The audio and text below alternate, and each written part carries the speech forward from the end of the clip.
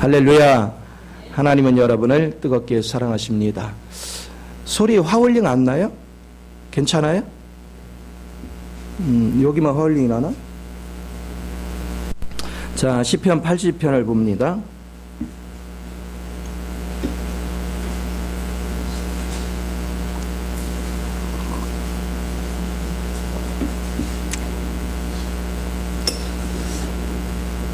아, 80편 8절에서 19절까지 한번 교독해 봅시다. 주께서 한 포도나무를 애굽에서 가져다가 민족들을 쫓아내시고 그것을 심으렸나이다.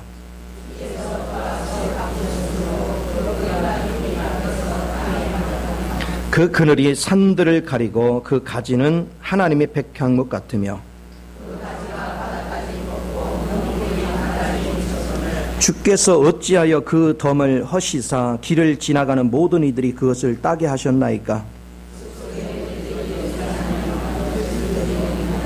만군의 하나님이여 구하옵나니 돌아오소서. 하늘에서 굽어 보시고 이 포도나무를 돌보소서.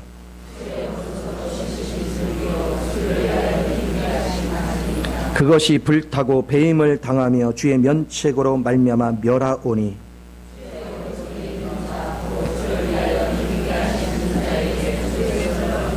그리하시면 우리가 주에게서 물러가지 아니하오르니 우리를 소생하게 하소서. 우리가 주의 이름을 부르리이다.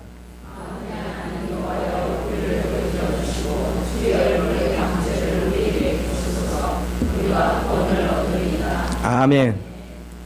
참 우리가 사람이 살아가는 모습을 보면 참 이상한 게 있는데, 그것은 뭐냐면요, 자녀들이 부모의 돌보심을 받고 부모의 가르침을 받고 부모한테서 모든 혜택을 보면서 사는데 부모한테 가까이 안 해요.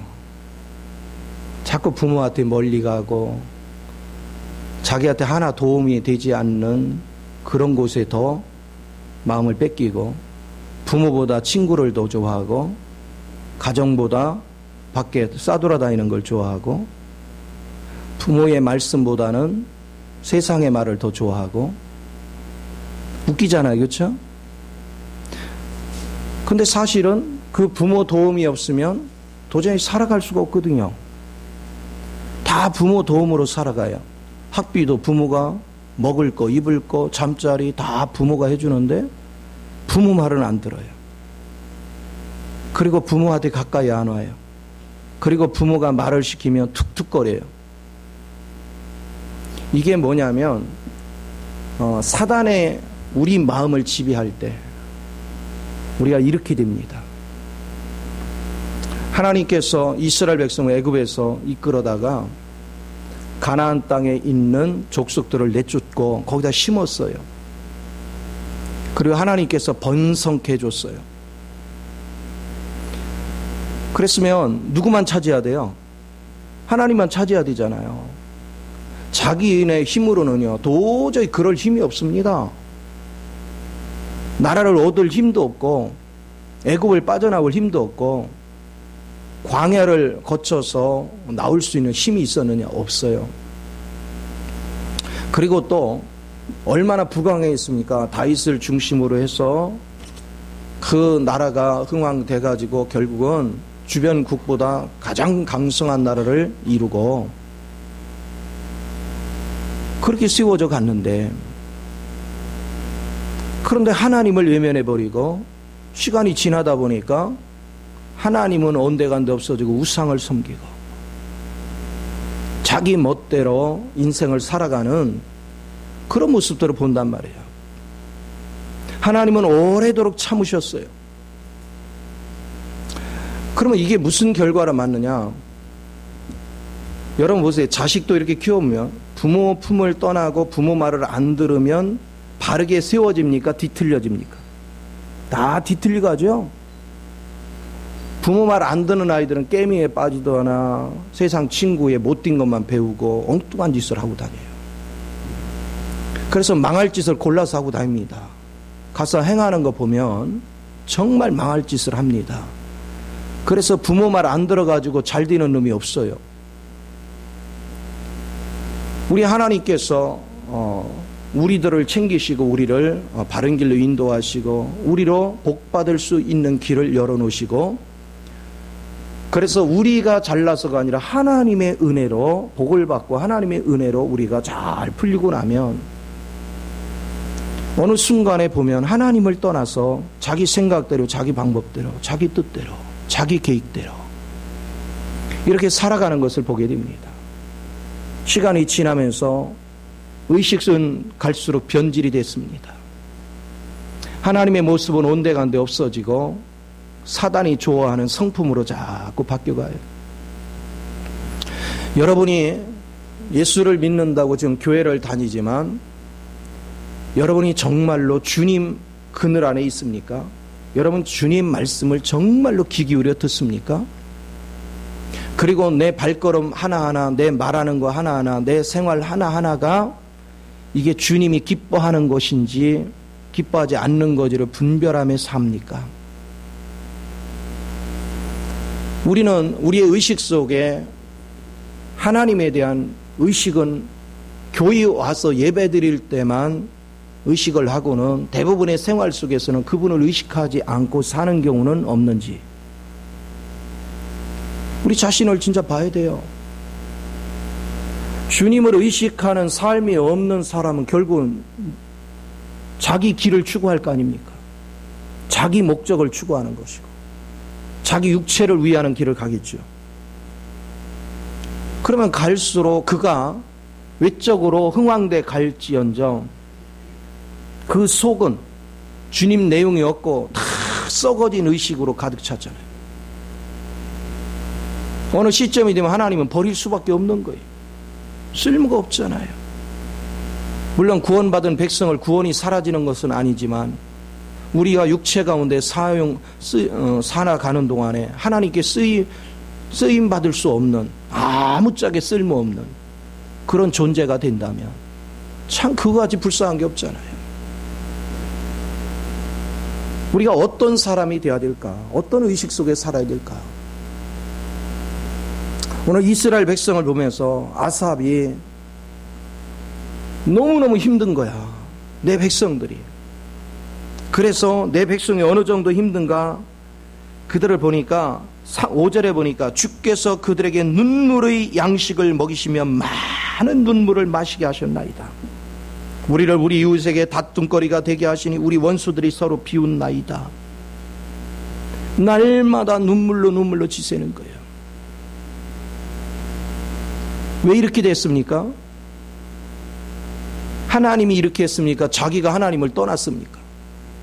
자기가 하나님을 떠나서 자기 멋대로 살다가 자기가 화를 자초한 거거든요.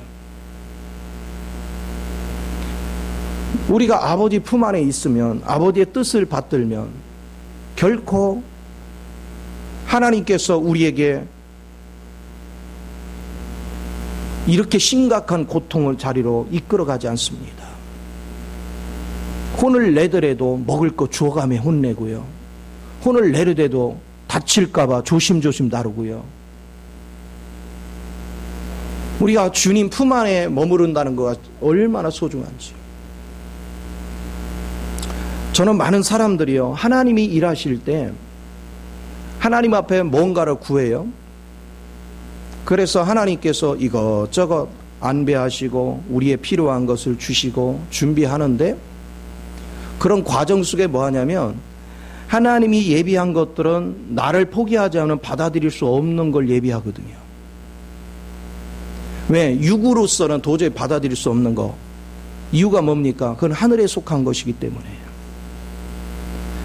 하나님의 거룩한 성정 안에 속한 것들은 육이 받아들일 수가 없어요.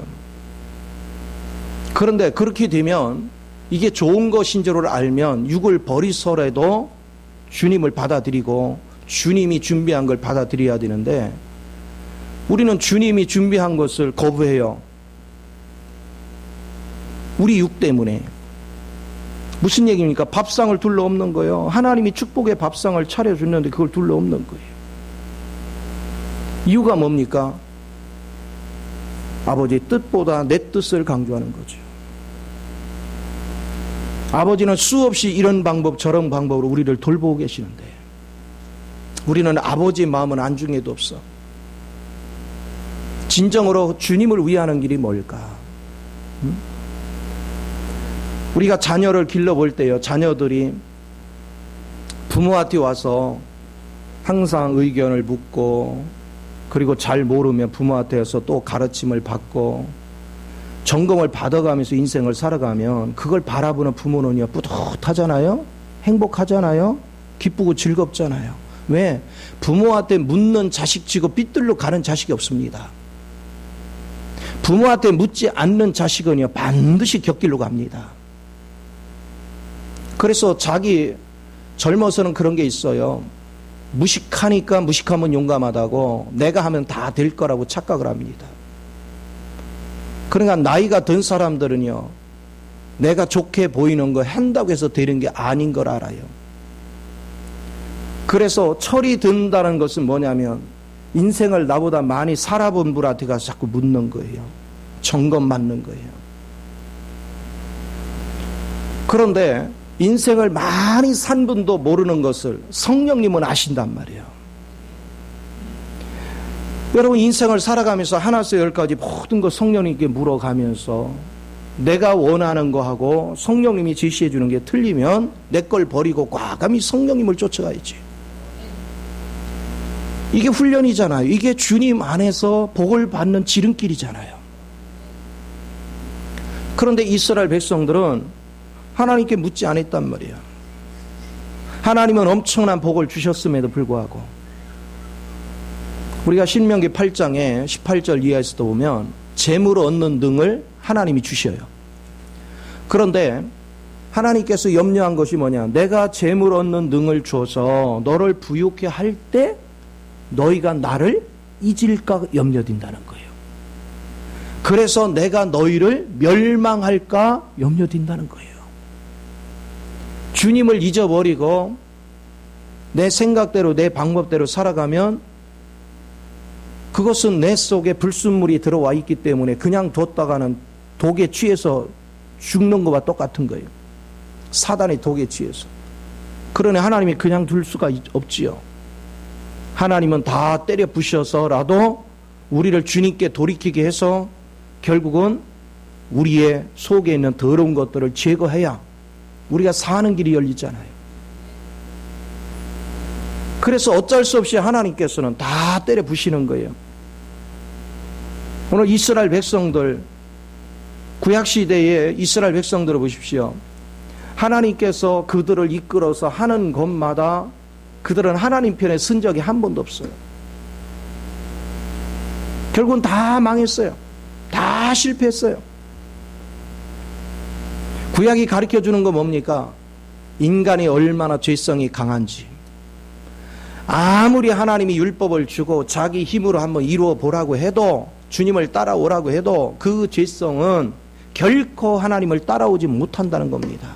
하나님의 성품을 쫓아가지 못한다는 거예요. 그것을 구약시대에 보여주는 거예요. 신약시대가 뭐가 다릅니까? 그러기 때문에 우리에게는 누가 필요하느냐? 나의 생명을 대신할 생명이 필요하다는 걸 보여주는 거예요. 그분이 우리의 메시아입니다. 오늘 본문에서도 그 말씀을 하는 것입니다. 다 실패를 하니까 17절에서 이 기도를 합니다. 주의 오른쪽에 있는 자 곧 주를 위하여 힘있게 하신 인자에게 주의 손을 얹으소서. 아멘. 그리스도를 통하지 않고는 우리가 온전한 자리에 설 수 없는 걸 봤어요. 오늘날 많은 사람들이 하나님의 뜻을 어겨도 내가 잘 될 거라고 착각을 합니다. 절대 그럴 수 없습니다. 아무리 내가 좋은 것 같이 판단이 돼도요, 하나님이 노 하면 노, 나도 노가 돼야 돼요. 내가 죽기보다 가기 싫은 길이라도 하나님께서 원하시면 아멘 해야 돼요. 그럴 때 우리는 사는 길이 있어요. 그런데 이스라엘 백성에게 보여준 것들은 끊임없이 그들은 하나님의 말씀을 따라가기보다는 자기 생각대로 갔어요. 오늘 저와 여러분이 잊지 말아야 될 거, 나의 참 아버지는 누구냐는 겁니다. 나의 참 목자는 누구냐는 것입니다. 나에게 생명을 주신 분이 누구냐는 거예요. 나로 오늘 생명을 영위하며 살도록 해 주신 분이 누구냐는 거예요. 우리 하나님께서 여러분 생명을 보존하려고 인간의 악함을 다 나중에 타락되고 났을 때 악해질 것까지 다 계산하시고요. 여러분 생명을 지탱하는데 필요한 거는 흔해 빠지게 해놨다고 그랬죠. 산소도 뭐하게 만들고 흔해 빠지게, 물도 흔해 빠지게, 하여튼 여러분 먹고 사는데 필요한 건 다 흔해 빠지게 해놨어. 내 생명을 보존하는데 필요한 건. 만약에 그게 부족하면 어떻게 돼요? 머리 좋은 장사꾼들이 엄청난 비싸게 우리를 팔므로 돈 없는 그 약한 자들은 다 죽잖아요. 그런데 미련한 인간들이 물을 오염시키고 공기를 오염시키고 그래서 물을 사 먹어야 돼. 요즘은 또 산소도 팔아, 산소도. 왜 그랬습니까? 하나님의 뜻을 받들지 않고 하나님의 뜻에 순종하지 않고 하나님의 뜻에 새겨듣지 않는 거. 여러분 자녀들도 이렇게 교육을 시켜보면요, 밤늦게 기름진 거 먹지 마라, 뭐 먹지 마라도 아주 악착같이 먹습니다. 한 끼로 흘러버리고. 그러고 나중에 어디가 아프네, 머리가 띵하네, 뭐가 어쩌네, 맨 그래요. 자기가 병을 길러놓고 그리고 그 짐은 결국 또 부모에게 다 씌우는 그런 어리석은 신앙을 가져요. 그러면 그렇게 못하게 하려면 어떻게 해야 돼요? 부모가 자식을 건강을 지키려면 어떻게 해야 돼? 여러분 같으면 어떻게 해야 돼요? 돈을 빼짝 말려야지. 겨우 새끼 밥이나 먹게, 더 이상 먹을 게 없게 만들어야지. 그래야 늦게 안 먹잖아. 그래야 건강을 지키잖아요. 하나님이 우리를 다루시는 원리가 이렇습니다. 하나님의 말씀대로 순종이 안 되면 내 몸을 지키는 거, 내 영혼을 지키는 거 하나서 열까지 전부 다 안 돼요. 그러니까 하나님께서 뭐 하느냐, 메마르게 하는 거예요. 그 화려하고 내게 줬던 그 엄청난 것들을 주변에 짐승 같은 이방인들에 의해서 다 짓밟히게 만들어요. 다 뺏겨가게 만들어요. 그게 내 백성을 망하게 하고자 함이 아니라 내 백성을 흥하게 하시고자 하는 하나님 뜻입니다. 그래서 우리는요, 조금 풀려나가면 내가 잘나서 뭐가 된 줄 알아요. 그리고 우리는 하나님의 뜻을 거역할 때가 얼마나 많은지 몰라요. 그러니까 도로 하나님이 얘는 풍성이 주면 큰일 나겠구나. 그래서 도로 다 뺏어가는 거예요. 장애물을 주고 그래도 안 되면 다 뺏어가는 거예요. 그러니까 오늘 아삽이 하나님 앞에 기도를 하는데 보세요. 1절에서 1절 끝부분에도 이렇게요. 그룹 사이에 좌정하신 이여 빛을 비추소. 내게 빛을 비춰달라고 사정을 합니다. 또 3절에 보십시오. 하나님이여 우리를 돌이키시고 주의 얼굴빛을 비싸 우리가 구원을 얻게 하소서. 고난을 받으니까 울부짖는 거예요. 고난을 받으니까 매달리는 거예요.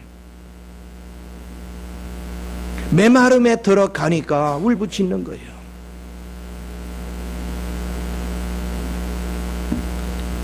참으로 사람이 얼마나 미련한지 몰라요. 우리는 신앙생활 하면서 비참한 지경까지 가서 고통을 받아봤기 때문에 그 과정에서 하나님이 나를 그렇게 구렁텅이에 넣으려고 맘먹으면 넣어질 수 있어요. 그러나 그게 나를 죽이고자 함이 아니라 살리고자 하는 하나님 뜻이야. 그래서 순종했어. 이제 매달리고 그랬더니 하나님이 환경을 풀어줬어요. 그럼 끝까지 순종하면 얼마나 좋아요? 우리는 이제 어느 정도 되면 내가 저는 신앙생활을 하고요, 목회를 하면서 제일 두려워하는 게 그거예요. 정말 사망의 음침한 골짜기에 들어갔다 나와보니까 두 번 다시 그 길 가기 싫어요.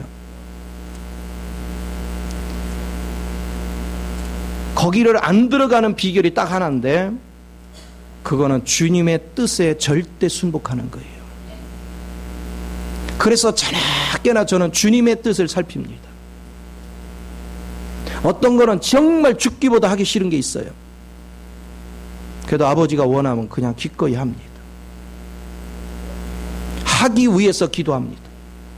내 힘으로 불가하오리 하기 위해서 하나님께 계속 기도해요. 하나님의 은혜가 임할 때까지. 하나님이 그러시면 지켜주셔요. 하나님은 필요한 걸 공급해 주시고, 하나님은 항상 나를 보호해 주시고, 하나님은 항상 나의 기쁨이 되도록 역사하십니다. 그런데 많은 사람들이 하나님을 너무나도 무시합니다. 우리는 숨통에 좀 튀면 하나님을 가볍게 여깁니다. 거역적인 삶을 살아요. 내 생각, 내 방법, 내 고집대로 인생을 살려고 그래요. 그래서 이스라엘 백성이 똑같은 그런 삶을 살았어요. 그래서 비참해졌잖아요. 뭐라고 표현하고 있습니까? 자, 9절 이하를 제가 다시 해봅니다. 주께서 그 앞서 가꾸셨으므로 그 뿌리가 깊이 박혀서 땅에 가득하며 그 그늘이 산들을 가리고 그 가지는 하나님의 백향목 같으며 그 가지가 바닥까지 뻗고 넝쿨이 강까지 미쳤거늘 주께서 어찌하여 그 담을 허시사 길을 지나가는 모든 이들이 그것을 따게 하셨나이까. 숲속의 멧돼지들이 상해하며 들짐승들이 먹나이다. 잘 나가게 했는데 내 고집 부리고 내 생각대로 내 아집을 부리다가 하나님이 다 거두어 가지고 들짐승에게 줘버려요. 그러니까 다시 회개하며 하나님 앞에 기도하는 겁니다. 그래서 15절을 보십시오. 주의 오른손으로 심으신 줄기요 주를 위하여 힘있게 하신 가지니이다. 그것이 불타고 배임을 당하며 주의 면책으로 하면 멸망하오니. 무슨 얘기입니까? 하나님께서 복 주셨고, 하나님이 이스라엘 백성을 이끌어 오셨고, 하나님이 거기다 가나안 땅에 심으셨고, 하나님이 복을 주셨고, 하나님이 번성케 해놓으셨는데 그걸 싹 베가지고 짐승 같은 자들한테 줬다는 거예요. 오죽하면. 그러면 자식의 것을 빼다가 다 갖다가 짐승만도 못한 사람들한테 넘겨줄 때 그 아버지 마음은 편하시겠습니까? 이게 있으면 내 자식을 베리게 생겼어요. 이게 있으면 내 자식을 망하게 생겼어.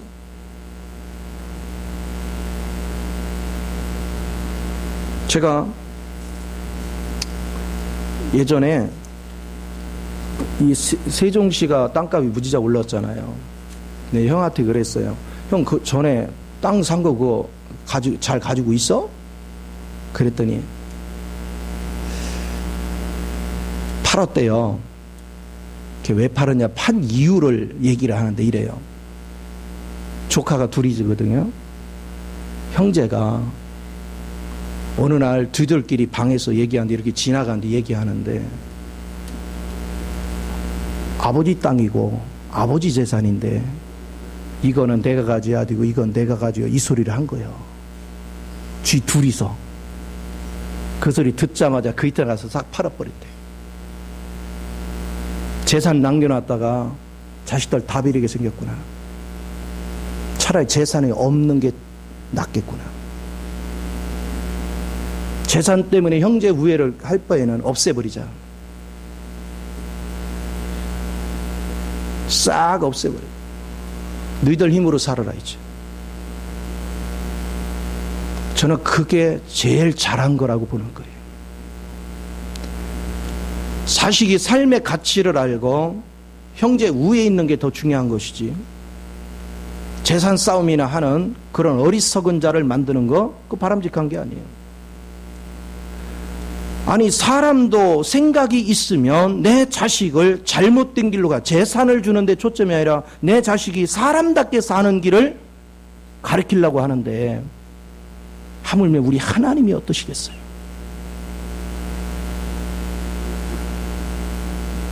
우리 하나님은 복을 주시다가도 우리의 가치관이 주님에게서 세상으로 가는 순간 다 걷어가 버려요.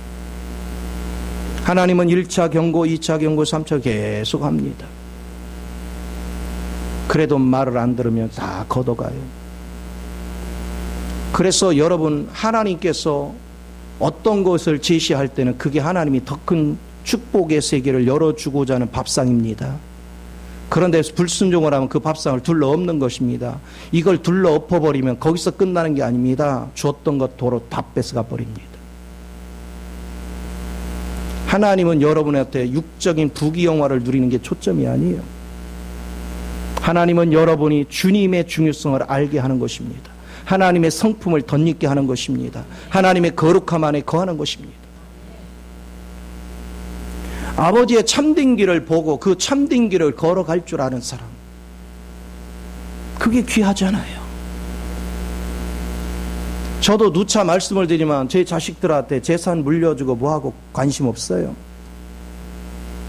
내가 원하는 건 물질에 있는 게 아니에요. 그들이 주님 앞에 어떻게 하면 신실한 인격자가 될 것인가, 하나님의 참된 종이 되게 할 것인가, 모든 관심사항 거기 있어요. 그것을 위해서 잠시 고통을 주는 것이 유익하다면 기꺼이 그 길을 택합니다. 아니다 싶을 때는 정말 저는요, 혹독할 정도로 메마르게 합니다. 그것은 미워서가 아닙니다. 속 깊이 진정으로 사랑하기 때문에. 저는 그 사랑을 주님에게서 본 겁니다. 주님은 우리를 너무너무 사랑해요.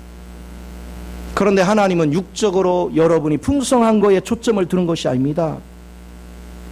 우리가 하나님의 자녀면 하나님 자녀다운 인격이 되라는 겁니다. 하나님의 자녀다운 멋진 인생을 살으라는 겁니다. 그것을 주시는 거예요. 그래서 아삽이 그걸 깨달은 겁니다. 아, 이 백성의 때 외적인 화려함이 이 백성을 살리는 게 아니구나. 아, 우리는 부패될 대로 부패되기 때문에 아무리 우리가 애쓰고 수고한다 해도 우리 힘으로는 안 되는구나. 그래서 그가 고백한 것이 17절에 주의 오른쪽에 있는 자 주, 곧 주를 위하여 힘있게 하신 인자에게 주의 손을 얹으소서. 예수 그리스도에게 손을 얹으라는 얘기는 뭡니까? 아버지의 축복이 예수 그리스도 안에 임하게 하사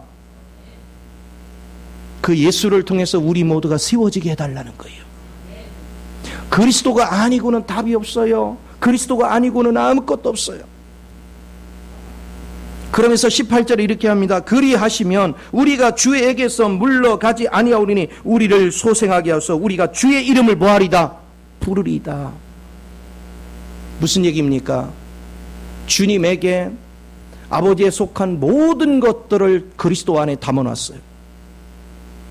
이제 우리가 주의 이름을 높이면 높일수록, 주의 이름을 받들면 받들수록, 그 얘기는 뭡니까? 주의 이름을 부르고 주의 뜻을 받들고 주님 앞에 순종하고 주님이 이끄는 대로 그 길을 가는 그런 믿음의 삶을 살며 살수록 우리는 주 안에 있는 그 축복을 마음껏 누리는 거죠.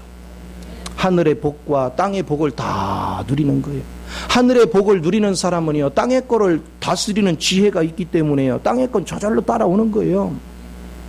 그러니까 우리는요, 땅의 거는 추구할 필요도 없어요.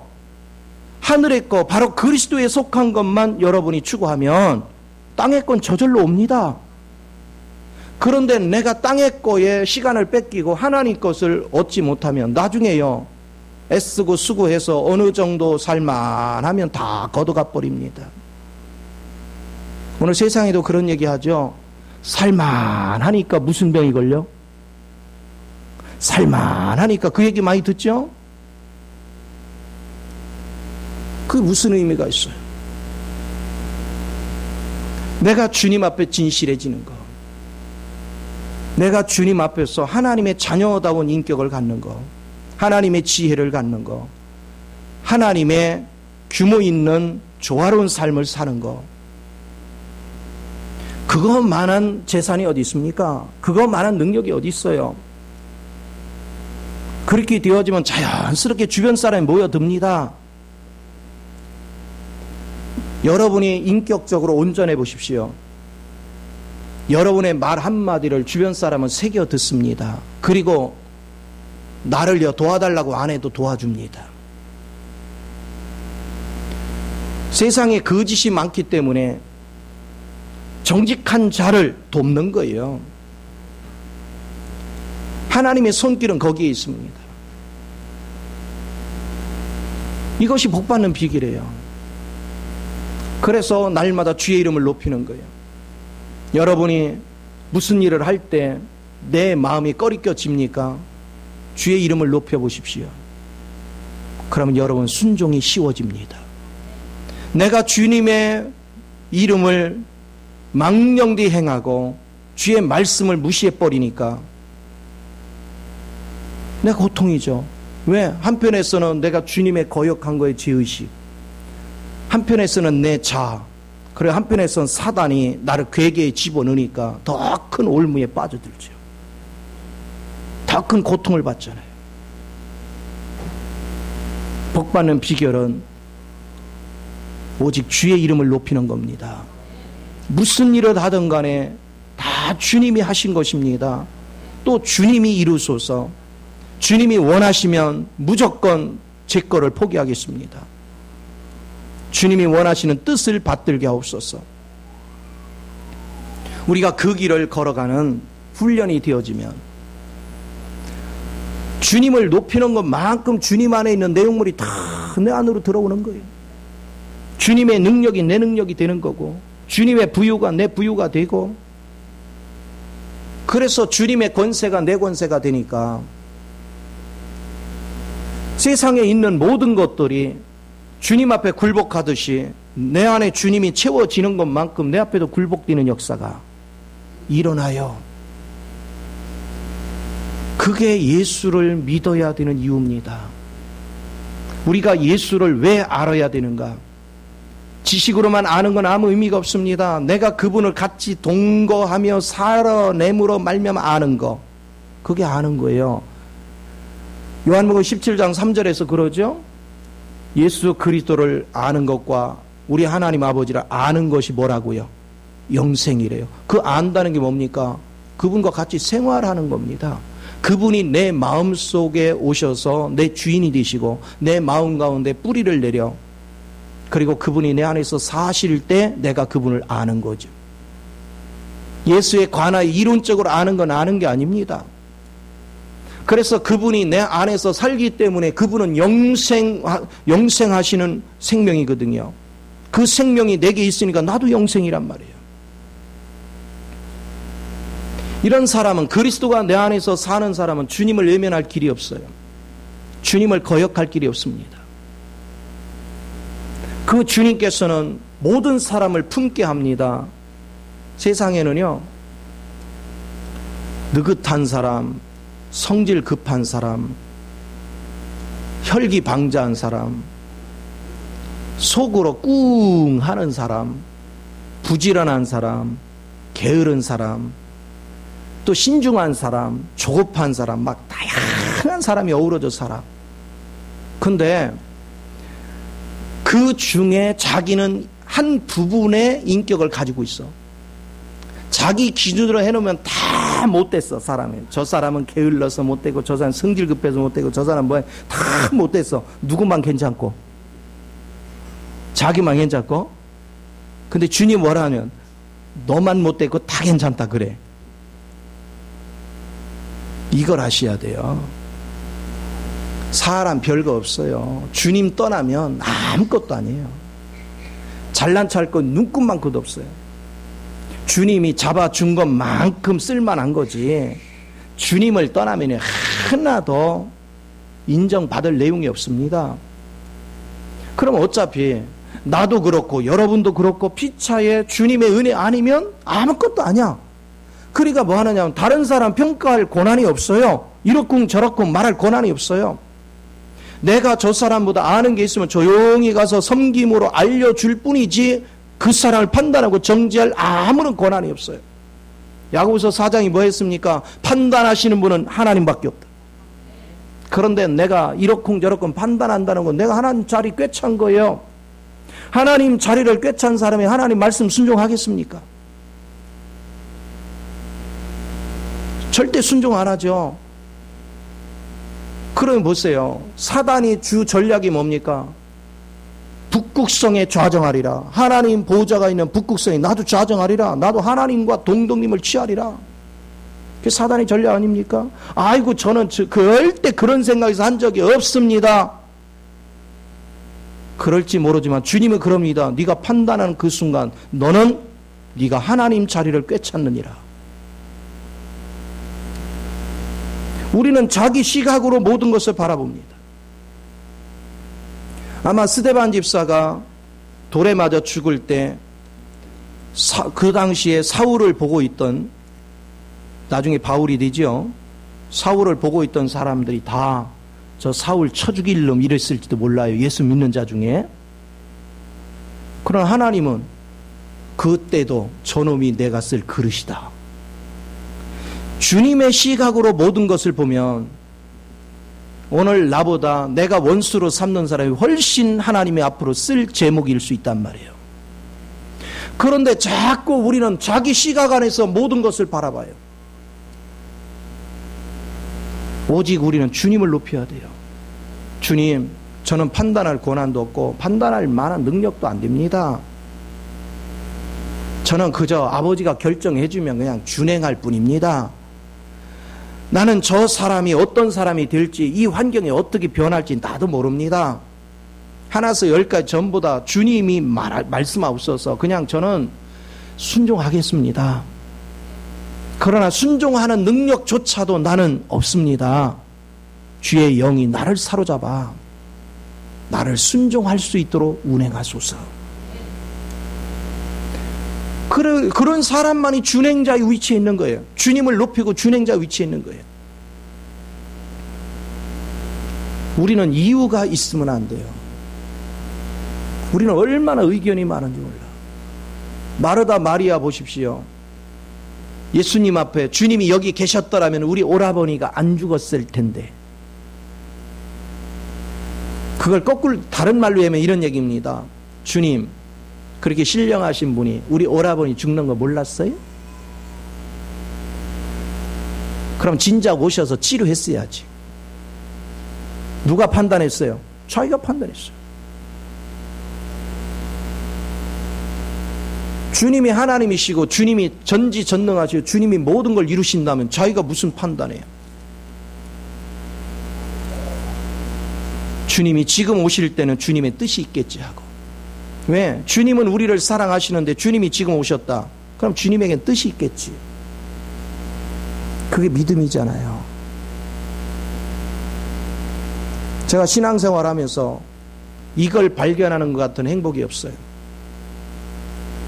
모든 것들이 어떤 환경에 오든 간에 그 환경을 다 보고 계시는 분이 있는데 그분이 주님이십니다. 그런데도 그 주님이 그 환경을 허락하셨어요. 왜 이런 환경이 왔냐고 과거에 모를 때는 따졌어요. 그런데 지금은 안 따져요. 하나님 뜻이 있겠지. 그러나 주님, 제가 알기를 원합니다. 제가 알면 제가 마음이 더 놓일 것 같습니다. 그럼 물을 수는 있잖아요. 그런데 안 가르쳐주고 내 은혜가 내게 족하다 하면 입 다물면 돼요. 하나님이 알아서 하시겠지 하고, 그리고 믿고 순종하면 돼요. 그런데 우리는 우리 이론이 너무 많아요. 하나님이 고린도 후서 10장 5절 이하 뭐라고 합니까? 너의 높아진 이론을 파하고 그리스도 에베 복종할 때까지 하나님 다루신다는 거 아니에요. 얼마나 우리가 교만한지를 알아야 돼요. 우리 생각, 우리 이론이 굉장히 많습니다. 제가 신앙생활을 해오면서요, 내가 이론이 많아지고 하나님보다 내가 더 똘똘한 같이 행동하니까 나만 똑바르고 내 가족이 다 틀려먹었더라니까. 그러니까 아내 괴롭히고 자식 괴롭히고 주변 사람만 괴롭히는 거, 이 똑바로 못하 어쩌고 저쩌고. 나중에 깨닫고 보니까 다 괜찮은데 나만 못됐더라고. 그리스도를 안다는 것이 뭔지를 아셔야 돼요. 여러분이 그리스도를 알면 다 괜찮고 자기만 잘못된 거야. 여러분 주변에 여러분 생각대로 여러분 마음에 안 드는 게 있걸랑요. 나만 못됐구나 하는 걸 알아야 돼요. 다 품어지면 아 내가 하나님 편에 있구나. 품어지지 않걸랑 아 내가 사단의 괴계에 지금 쏟고 있구나. 사단은 어찌 됐건 간에 여러분의 가정을 무너뜨리려고 그래요. 그럼 어떻게 하면 돼요? 여러분의 이론을 자꾸 복돋아 주는 거예요. 그것으로 하나님을 거역하게 하는 거예요. 그러면 하나님의 진노를 사면 결국은 하나님이 다 허물어. 이거를 우리가 빨리빨리 인지할 줄 알아야 됩니다. 아삽은 이거를 깨닫고 주의 이름을 부르겠다라고 고백을 합니다. 이때는 구약시대입니다. 예수님이 오시기 전입니다. 주님이 오셔야만 우리에게는 길이 있다는 걸 봤습니다. 그리고 우리가 주의 이름을 높이지 않는 한 길이 없음을 봤습니다. 오늘 내 안에 계시는 주님을 내가 높이면 내 이론은 사라집니다. 왜 내 이론이 많습니까? 주님을 낮추기 때문에 그래요. 주님을 무시하기 때문에 그래요. 내 자아를 높이고 내 생각을 높이는 것은 그것이 탐심이고 그것이 우상숭배입니다. 내 마음속에 주님을 높이는 것이 아니라 자기를 높여요. 자기 이론을 높여요. 자기 생각을 높여요. 그게 우상숭배입니다. 우상숭배 해가지고 하나님이 그냥 둔 족속이 있습니까? 다 푸셨어요. 오늘 주님만을 자꾸 높일 줄 아는 거, 그것을 우리는 배울 줄 알아야 돼요. 그래서 부부 생활을 하든 부모 자식 간이든 이웃과의 관계든 사람을 먼저 보지 말고 주님을 먼저 주목하십시오. 그리고 주님의 이름을 자꾸 높여요. 그리고 주님이 주시는 지혜 안에서 우리가 순종하고 지혜 안에서 내가 도저히 하기 싫은 것조차도 하나님이 시킬 때는 순종해 보십시오. 반드시 하나님께서 형통한 길을 열어주십니다. 여러분 믿음이 없는 사람들한테요, 물이 창이란 요단강을 건너라 할 때 하나님을 믿지 않았다면 모세가 그걸 지시할 때, 여호수아가 지시를 할 때 아마 다 들고 일어나서 여호수아를 죽이려고 했을 거예요. 그렇죠? 하나님을 믿지 않는다. 지금 사람을 갖다 죽이려고 하느냐고 막 난리 쳤을 거예요. 그러나 광야 40년을 보내면서 육이 소멸되고 그들에게 새 마음을 가지니까 말도 안 되는 그 말씀이 믿어지는 거예요. 그러니까 기적이 일어났잖아요. 오늘 그리스도의 뜻을 어떤 환경에서도, 말도 안 되는 환경에도 믿어지는 사람, 그게 복받을 사람입니다. 복받을 사람들은 항상 거역적인 것이 아니에요. 무조건 순종적입니다. 우리는 그 길을 걸어갈 줄 아는 거. 그래서 내 마음이 강팍해지면 안 돼요. 강팍하면 망하는 거예요. 여러분 저주받는 사람의 특색이 뭔지 아십니까? 하나님께서 바로를 저주하려니까 어떻게 해요? 그의 마음을 어떻게 했어요? 계속 강팍하게 했잖아요. 그런데 우리로 하여금 회개할 마음을 주시는 거는요, 사랑하니까 그러는 거예요. 회개할 마음도 내 마음대로 되는 줄 아십니까? 아버지 은혜 아니면 안 돼요. 여러분이 회개할 마음이 안 생기고 강팍한 마음이 계속 유지된다면 지금 통곡할 시간입니다. 하나님의 은혜가 아니면 고통을 받습니다. 그리고 용서 못할 게 어디 있습니까? 믿음 없는 사람은 항상 별거 아닌 거 가지고 마음에 꽁 해가지고 꼭 종재기만 해가지고요, 아무것도 담지 못하고, 그럼 무슨 축복이 오겠어요? 그 종재기 마음이 무슨 축복이 오겠어요? 그러니까 전부 다 자신도 못 사고 자식까지 다 화에 미쳐. 화가 미치게 만들어. 내가 우주 같은 마음을 가지고 이래도 품고 저래도 품고 그러면서 하나님의 은혜를 구하면서 기도하고 섬기면 하나님이 내게도 복 주시고 자식에게도 복 주고 저절로 흘러가죠. 우리가 이 믿음을 붙잡는 것이 얼마나 생명의 길인가를 여러분 깊이 인식을 해야 될 줄 믿습니다. 그러면서 19절을 보십시오. 만군의 하나님 여호와여 우리를 돌이켜주시고 주의 얼굴의 광채를 우리에게 비추어 우리가 구원을 얻으리다. 아멘. 여러분이 주의 이름을 자꾸 부르고 주의 뜻에 순종하려는 마음 자세가 되고 그러면 아무리 화가 났던 주님도 이제 마음을 푸시고 주의 얼굴을 우리를 향해서 돌아쓰시는 거예요. 주님이 그때 그냥 돌아쓰시는 게 아니에요. 돌아섰을 때 그분 얼굴을 보면 그분 얼굴은 눈물 범벅이 돼 있는 걸 보셔야 돼요. 자식이 말 안 듣고 곁길로 갈 때 주님은 돌아서서 눈물을 흘리시는 거예요. 내 자식이 불순종하면 할수록 내 자식이 더 수렁에 빠질 거를 생각하니 아버지 마음이 미어지는 것입니다. 그래서 주님이 얼굴을 돌이킬 때 우리는 비로소 그때 아버지 마음을 볼 수 있는 눈을 보는 거예요. 아들이 하나님이 고난을 주어서 아들이 여기 위에서 그랬죠. 5장에서 눈물의 양식을 먹으며 많은 눈물을 마시게 하셨나이다. 자식이 눈물에 흘리고 그 눈물의 양식을 마실 때에 아버지는 피눈물을 흘렸습니다. 그걸 볼 줄 알아야 돼요. 우리 하나님은요, 여러분을 다루기 위해서 고난을 통과할 때, 우리가 그것 때문에 힘들어할 때 우리 주님은 피눈물을 흘리면서 우리를 지켜보시는 거예요. 오늘 주의 마음을 아는 거.